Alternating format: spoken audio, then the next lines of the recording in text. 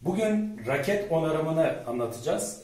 Patlamış raketlerimizi nasıl onaracağız? Kortaj makinesinden nasıl geçireceğimizi aşamalarını tek tek anlatacağız. Kanalın devamı için abone olmanızı ve aynı zamanda videoyu beğenirseniz de beğen tuşuna basmanızı unutmamanızı söyleyeceğiz ilk önce. Kortaj üzerine, yani bizim raketlerimizin içindeki tellerle ilgili etkinlik ve yetkinlik üzerine baktığımız zaman ben 2011 yılında Babolat'tan, teşekkür ederiz bu arada Babolat'a, Lucian'dan özellikle bu eğitimi aldım 2011 yılında. Lucian'ın bir kortajın ne kadar etkili olduğunu ve kortajla ilgili nasıl yapılması gerektiğini anlatmıştı bir programda. Ben de o programda kendilerinin vermiş olduğu bilgiden dolayı gerçekten ona da teşekkür ediyoruz. Şimdi özellikle kortajımız bizim oyun durumumuza göre seçilmeli. Şimdi bu da kullanacağımız Andrew Gold 17, Wilson'a ait. Wilson'a da teşekkürler. Bu kortajın özelliklerini burada arka tarafında belirlemiş. Buraya baktığımız zaman burada her bir, yani eğer kortaj çektirecekseniz kortajınızı takip ettireceğiniz, alacağınız kişide özelliklerini belirtmeniz gerekiyor. Ve hatta bu kortajı çeken kişi size bu özellikleri de sorması gerekiyor. Nasıl bir kortaj istiyorsunuz? Özelliği nasıl olmalı? Şimdi özellikle buraya baktığımız zaman her raketin dayanabilme gücünü gösteren bir özellik var. Bu raket için baktığımızda Emin gösterirse 25 ile 27 kilogram kuvvet kortajına kadar dayanabilecek bir özelliğe sahip. Burada head size, yani kafa ölçüsü 98'i gösteriyor. Bununla beraber tansiyonunu da gösteriyor. Buradaki 16 ve 19 neyi gösteriyor? 16 tane dikine, 19 tane de yatay bir kortajla çekilmesi gerekiyor. Bu raket için böyle. Biz raketlerimizin künyesini buradaki yazılan yazılarla öğrenebiliyoruz. Bu raketi de onaracağım. Bunda herhangi bir şey yok. Şimdi burada da bir raketimiz daha var. Bu raket ben öncesinden hazırlamışım ve hazır bir konumda, birazdan bunları hazır bir konuma getirip çekimi göstereceğim. Şuradaki rakette de yine raketin künyesini göstermek istiyorum. Yani alacağınız rakette hangi ölçüleri nasıl öldüğünü bakacağımız zaman 304 ile baktığımızda balans 32 balans. Özellikle buraya baktığımız zaman şuraya geliyoruz. Kafa ölçüsü 100 ölçü. Bunun altında 25 ile 29 tansiyona dayanıklı kilogram ve 54 ile 64 bu makinalara göre değişiyor.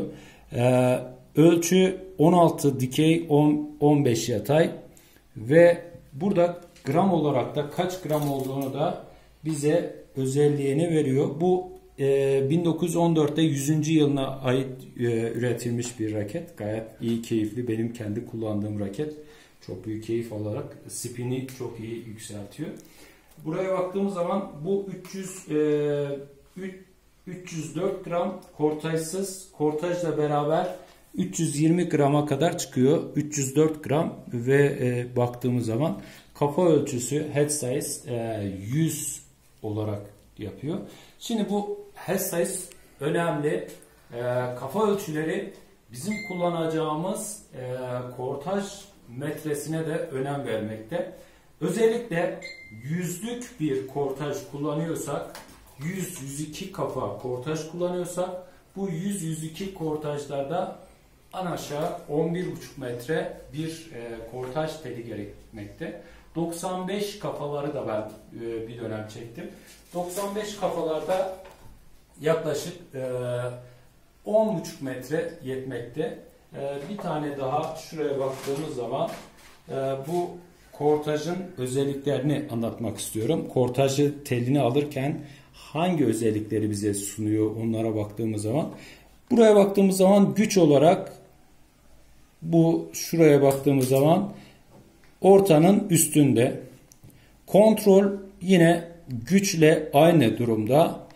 Bu raketin, bu kortajın conformability dediğimiz konfor sağlaması çok yüksek değil. Konforu çok düşük ama dayanıklılığı yüksek. Yani aslında kortaj telleri bize eğer dayanıklı bir kortaj istiyorsak bu kortaj uygundur. Ama kortajdaki konfor, yani konfor ne olacak? Özellikle şuradaki top geldiği zaman, bu başka bir kortaj teli. Top geldiği zaman şuradaki bu trombolin etkisini, topun içine girdiği zaman şu trombolin etkisini yaparak fırlatmayı sağlar. Eğer bu kalite arttığı zaman bu trombolin özelliği azalır. O zaman da conformability dediğimiz konfor düşer.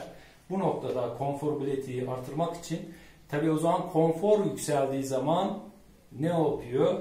Bu telin de kortajın da dayanıklılığı ne yapmaya başlıyor? Azalmaya başlıyor. Bu iş böyle. Hangisini tercih ediyorsunuz? Konfor mu? Bununla beraber sağlamlık mı? Dayanıklılık mı? Yoksa bununla beraber güç mü? Güç istiyorsanız biraz daha farklı conformability. Bu benim kulağımda tekrar düştü. Toparlarız. Buraya baktığımız zaman bu Vramp teknolojisiyle yapılmış bir kortaj. Babola'ya ait. Onun da şurada baktığımız zaman yani bir raket kortaj teli alacaksanız bu şekilde de bu kortaj telinin içinde tam 12 metre ve 40 inçe takabül eden bir malzeme kullanılmış. Güç, dayanıklılık, conformability ve kontrol bu noktalarda hepsinin özelliğini vermiş. Vramp teknolojisiyle kullanılmış. Benim aldığım o siyah tel çektiğim burada daha çok conformability özelliğine, daha çok telin konforlu özelliğine, daha çok spinlerde trombolin etkisini yaparak topun içeri girdikten sonra fırlatmada o etkiyi kullanmak için zaten raket spin efektli bir raket. Spin özelliğine sahip olduğu için daha bir fazla topu fırlatmak için o topun içeriye girdikten sonra trombolin etkisini yaptıktan sonra fırlatmayı sağlıyor. Eğer trombolin etkisini yapamıyorsanız o topla raket arasındaki o hissi hissedemiyorsunuz. Biraz raketinizin o zaman da kortajını düşürmek gerekiyor. Bu kortaj yapılarıyla alakalıydı. Bir sonraki videomuzda bu boş raketlere, özellikle bir önceki düşen şu boş rakete telin hangi özelliklerinde nasıl geçireceğimizi ve ilk başta hangi yönlere çekmemiz gerekiyor, dikey mi yatay mı, onu tek tek anlatacağım. Daha önceki videolarımda bu raket çekimiyle ilgili bir videom vardı. Ama o zaman çok böyle ince hassas çekimin hangi aşamalarını anlatamamıştık. Aslında o zaman kameramanımız çok iyi değildi. Sevgili Berat'tı. Öyle odaklayıp çekmişti. Ama şimdi biraz daha sevgili Emin daha odaklayıp daha ince hassas noktaları almaya çalışıyor. Videonun bir sonraki aşamasına geçtiğimiz zaman bu telimizi hangi aşamalara geçirip, yani bazen şunun üstünde hazırlayabiliriz. Bunun üstünde eğer çekmeye çalışırsak çok uzun aşama meydana gelecek. Yani düğümü attıktan sonra tek tek geçirip tek tek kortajlarına çekip devam etmek var. Bu durum daha uzun bir süreç. Daha kolay bir yöntemini göstereceğim. Hepsini hazırlayacağız. Sonra kortaj makinesine koyduktan sonra aşamalarını tek tek aşamalarının nasıl olduğunu göstereceğim. Özellikle kortaj çekiminde kullanacağımız kortaj telinin sıralaması önemli. Hangi aşamadan başlayıp hangi noktada bitirmemiz gerektiğini onları anlatacağım. Ve şu kullandığımız benim yaklaşık 5 yıldır kullandığımız kortaj makinesini sizlere göstereyim. Bunlar artık daha dijitaller çıktı. Birazdan kullanacağımız. Buraya 2 tane dişlimizi yerleştireceğiz.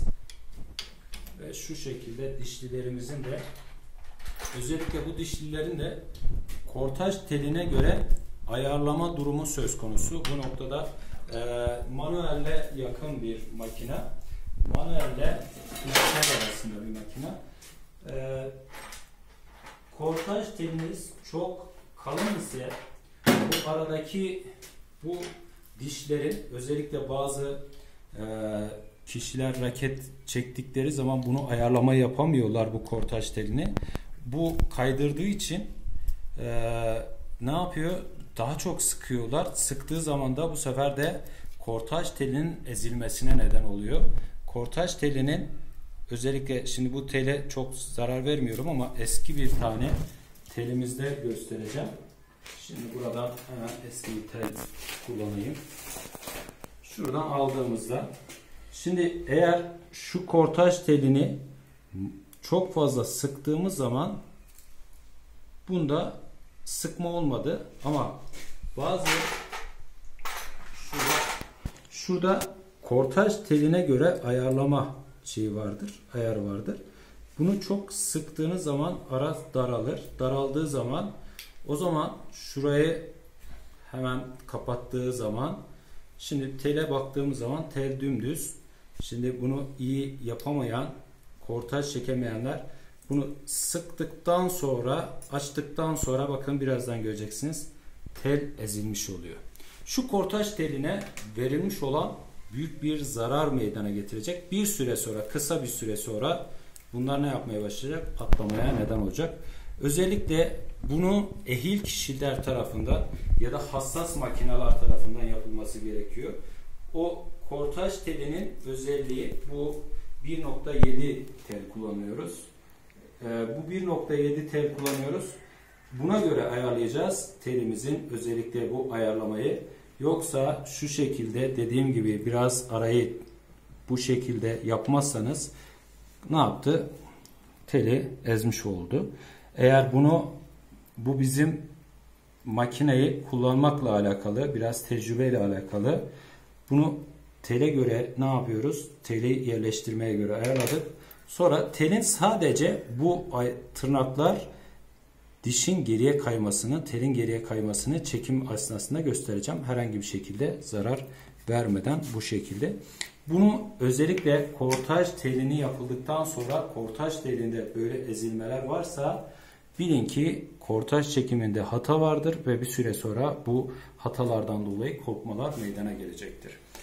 Bir sonraki videoda kortaj telimizin rakete nasıl sarıldığını anlatacağım. Videoyu beğendiyseniz beğen tuşuna ve abone olmayı da unutmayın lütfen.